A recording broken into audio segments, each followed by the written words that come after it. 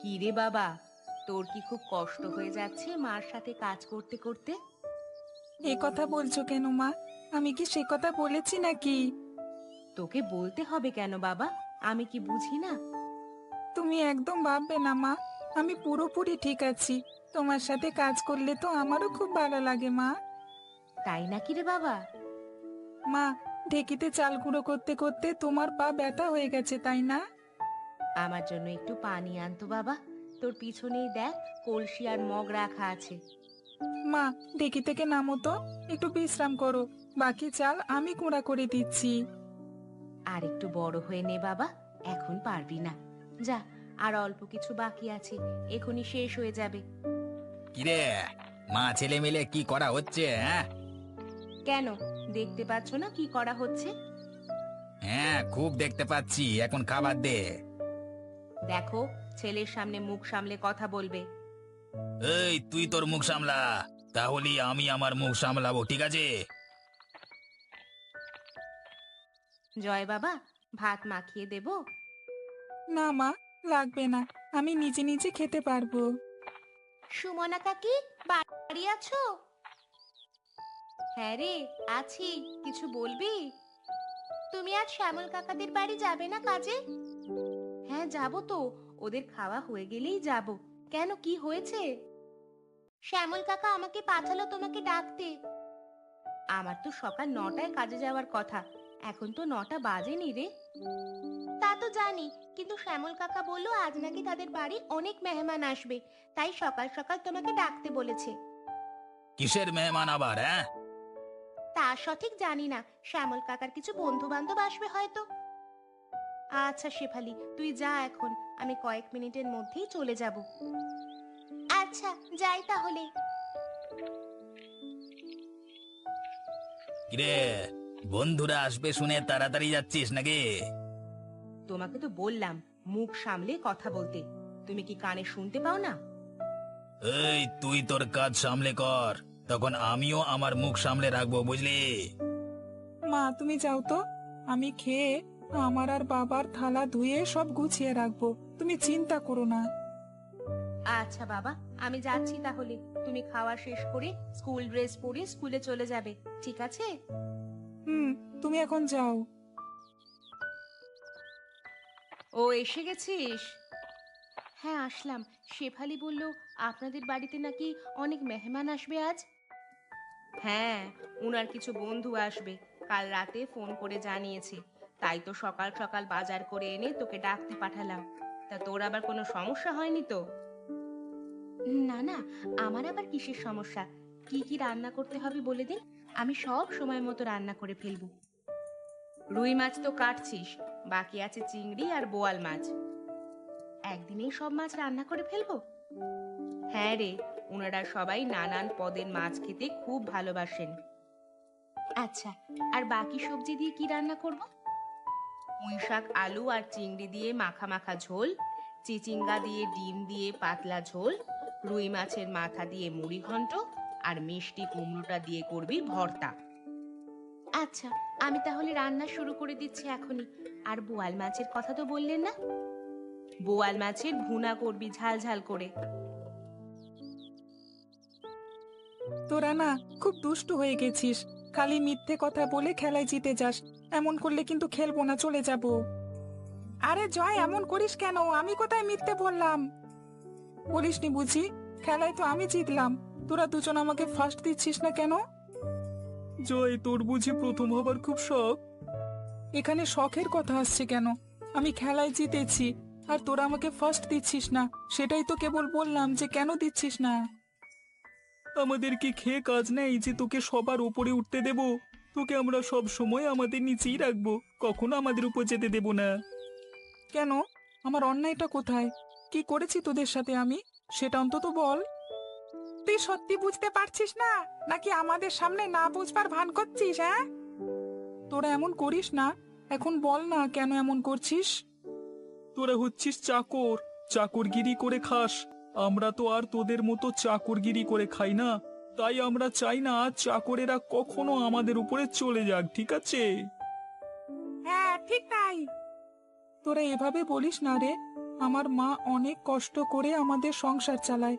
আমার বাবা তো কোনো কাজ করে না, তাই আমার মাকে অনেক কষ্ট করতে হয়। সেটা কি আমাদের দেখবার বিষয় নাকি? আমরা চোখ দিয়ে যেটা দেখেছি শুধু সেটাই বলেছি, কোনো কিছু বাড়িয়ে বলছি না। আমরা তো তোর সাথে মিশতেই চাই না। নেহাত তুই পড়াশোনায় ভালো, আমাদের একটু সাহায্য করিস, তাই মিশি। আচ্ছা, সন্ধে হয়ে আসছে, বাড়ি যেতে হবে।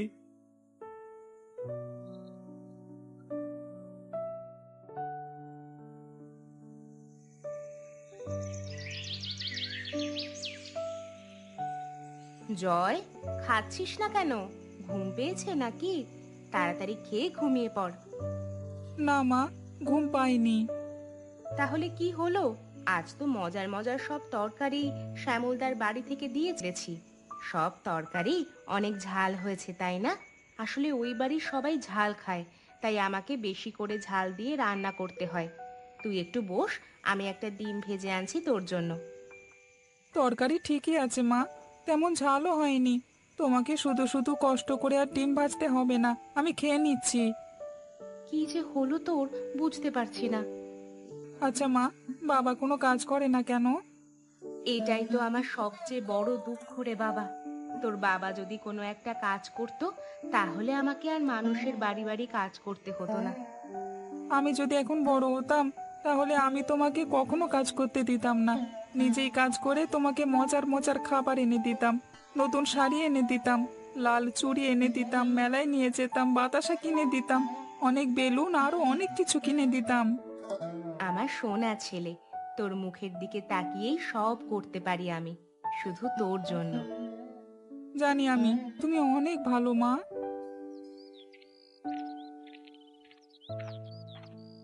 দিদিমা, মামা, তোমরা এসেছো, কি যে মজা লাগছে।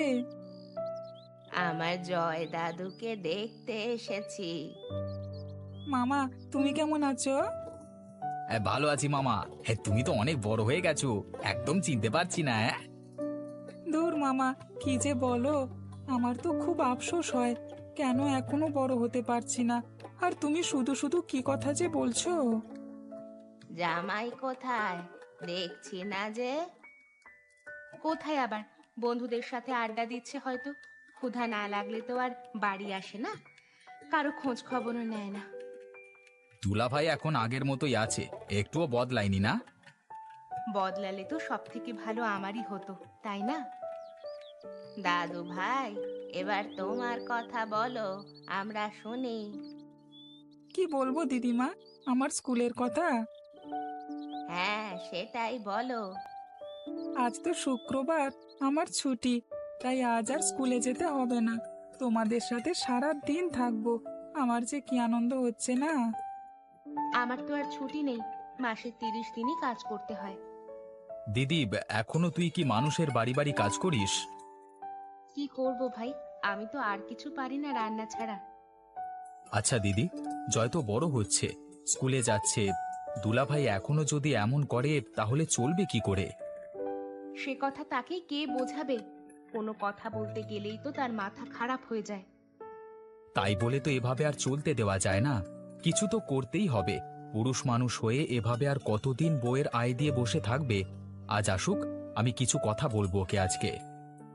না বিমল, তুই আবার কিছু বলতে যাস না। কি বলতে কি বলবি, শেষমেশ দেখবো আমার মেয়ের সংসারটাই শেষ। তোমার জন্য, শুধুমাত্র তোমার জন্য আমি তাকে কিছু বলতে পারি না।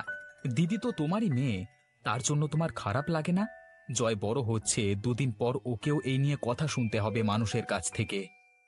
মামা, আমার মা যা করছে সব আমার জন্যই তো করছে, তাই মাকে নিয়ে আমাকে কেউ কিছু বললে তাতে আমার কিছু যায় আসে না। আমার মাই আমার সব। আমার মাকে যারা যারা অসম্মান করছে, আমি সব মনে রাখবো। বড় হয়ে মাকে আমি আর কষ্ট করতে দেব না। তা তো ঠিক আছে রে বাপ, কিন্তু এভাবে আর কতদিন?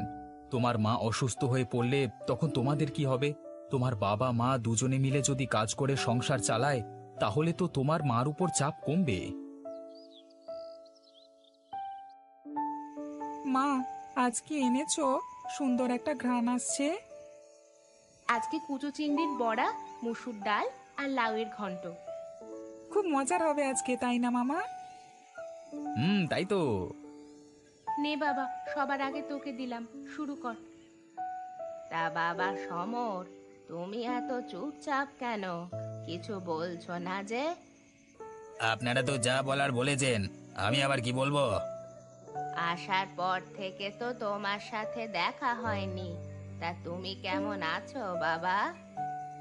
এই তো চলে যাচ্ছে। তা কেমন চলে যাচ্ছে দুলা ভাই, ভালো তো? হ্যাঁ, ওই আর কি। একদম ঠিক বলেছেন দুলা ভাই। কিন্তু দুলা ভাই, বসে বসে খেলে তো রাজার ভাণ্ডারও ফুরিয়ে যায়।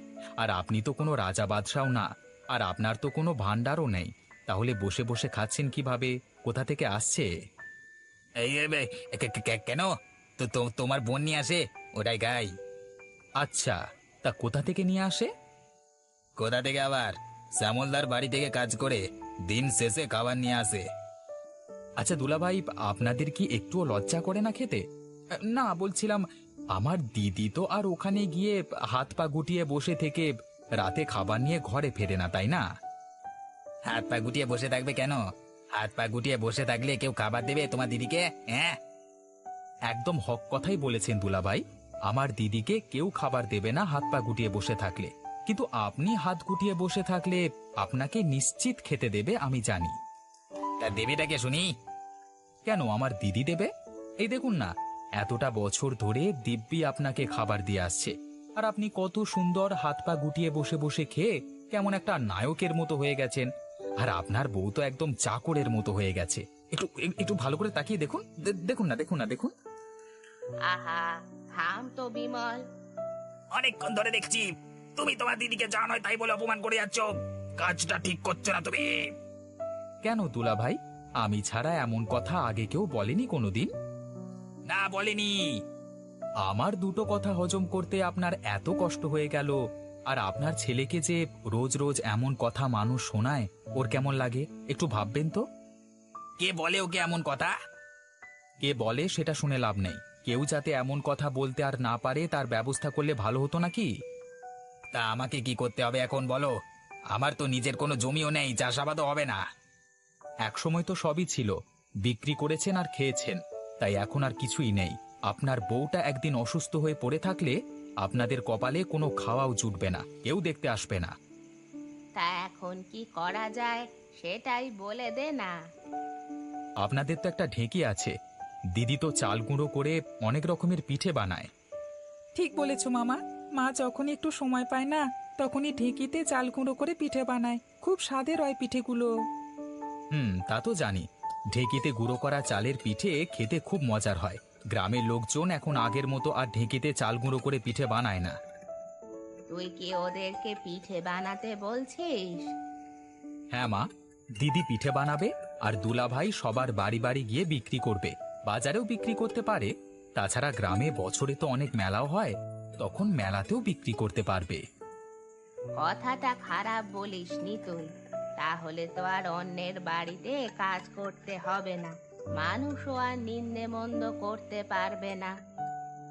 দুলাভাই এখন বলেন, কাজটা কি আপনার জন্য খুব কঠিন হয়ে যাবে? না না, কঠিন হবে কেন?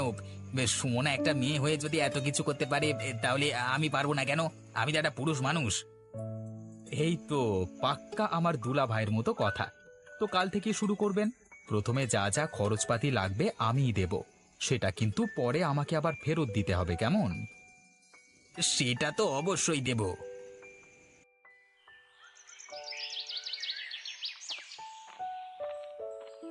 কি দুলা ভাই, আজ কি গ্রামের মধ্যে গিয়েছিলেন নাকি বাজারে গিয়েছিলেন? আজ গ্রামের মধ্যে ঢুকিনি। গ্রামের মধ্যে যেতে গেলে সকাল সকাল বের হতে হবে, কারণ সবাই সকালে গরম গরম চা দিয়ে পিঠে খেতে পছন্দ করে। আজকে বাজারে গিয়েছিলাম। হাড়ি তো খালি মনে হচ্ছে। অর্ধেক বিক্রি করতে পারিনি, আকাশ মেঘলা, তাই লোকজন তেমন হয়নি বাজারে। প্রথম দিনে 400 টাকার মতো বিক্রি হয়েছে। টাকাটা কি তোমাকে দেবো নাকি একেবারে পরে সব টাকা নেবে? হ্যাঁ, আমার টাকাটা ফেরত দিতে হবে না। আমি যে টাকাটা পাবো সেটা দিয়ে আমার জয়মামাকে একটা সাইকেল কিনে দেবে।